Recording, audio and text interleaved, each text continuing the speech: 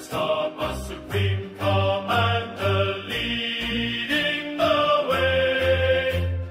Forward for the glory of our beloved republic, for the mountains, rivers, and people we defend.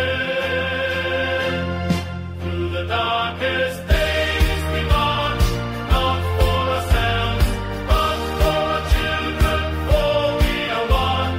Forward for our pride, our flag, our home. Fight, fight, bravery and friendship guide our steps. Nothing can break us with our command.